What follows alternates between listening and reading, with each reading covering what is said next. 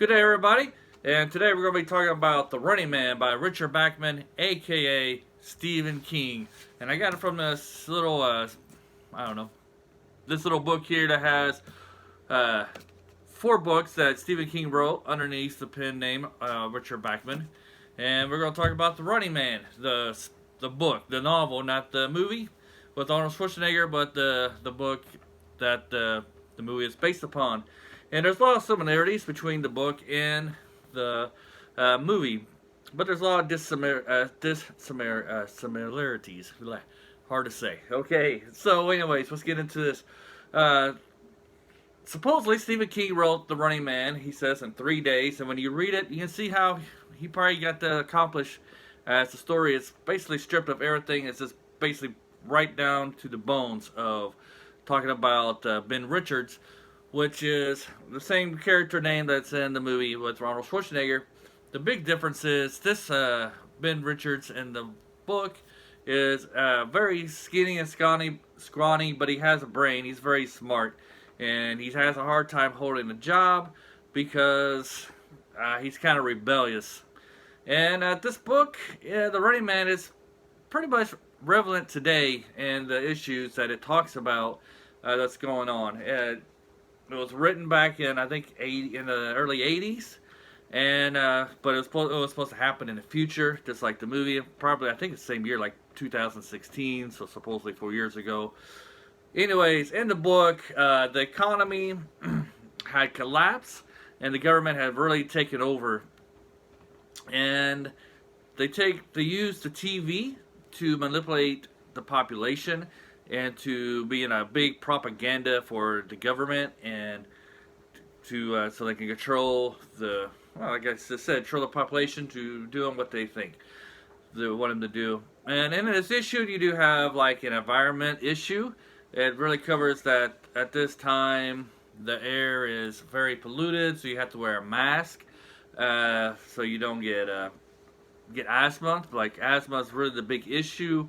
For this time period in this book, everybody has asthma and many people are dying from it.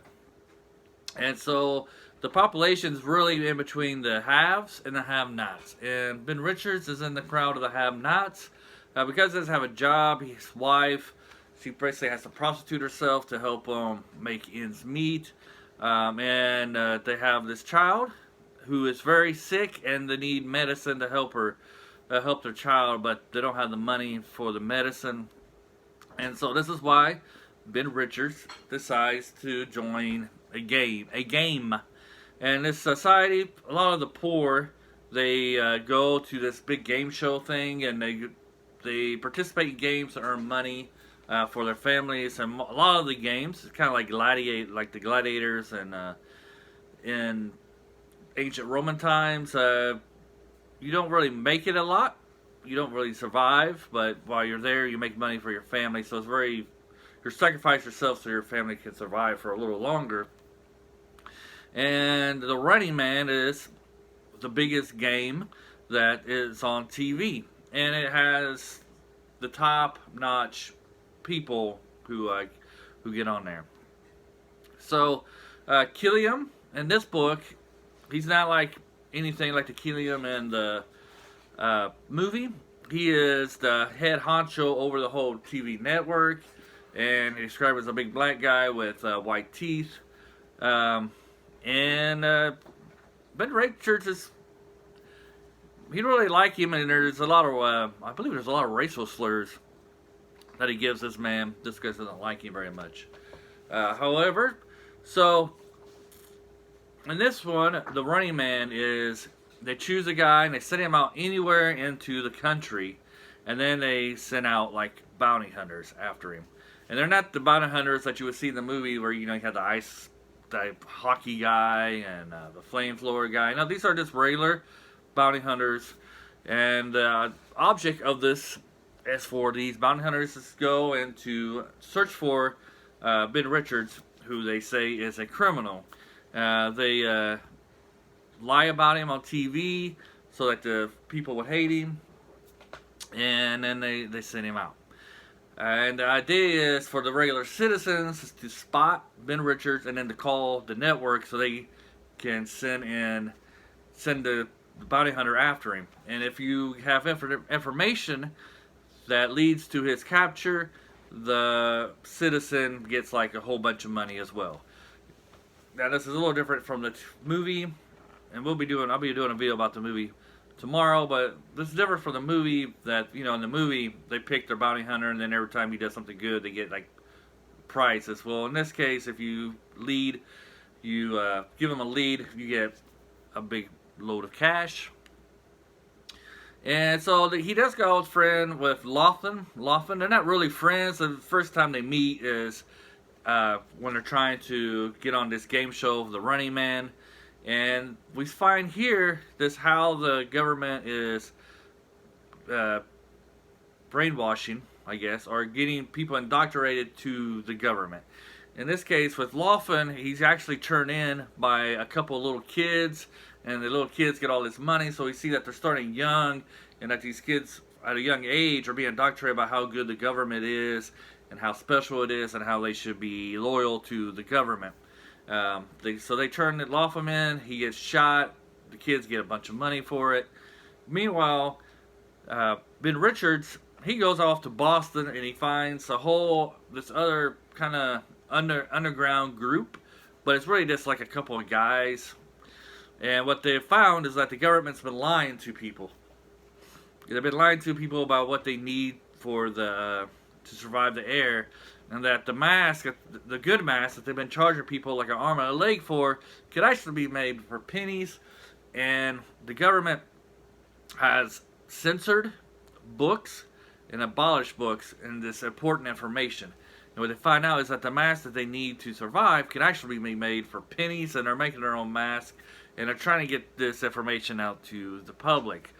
So they use Ben Richards to do this, or try to do this. And Ben Richards, what he has to do, part of this game, is you have to send in a tape every day into the studio. And in order to get to the studio, and it has to be for like a minute long, and supposedly he can say anything he wants to on this videotape. Of course, the game show lies to him, saying that they don't use the postmark on the video to find out where he is, that they've used eyewitnesses, so they lie to that. So, anyways, back to the story. So what Ben Richards does is he tries to make a video talking about these masks and how the government's been manipulating the citizens on how the masks are too expensive, and to kind of expose this lie so they can have help. Well, as he does it, he sends it in. He watches the show that night and finds out that the network had distorted his tape that he sent in. And so right when he gets ready to talk about the mask, they make it where he says everybody they can go, you know, basically screw themselves, as he hates everybody, hates society, and so it only rounds up people even more. And now we kind of see this in our news media today, as no matter what political party you fall into, you know, if you're a liberal, you probably don't trust Fox News. If you're conservative, you probably don't trust the other networks, because basically they don't really give us the full news. They only give us one side of the opinion of the aisle, and they only support their party.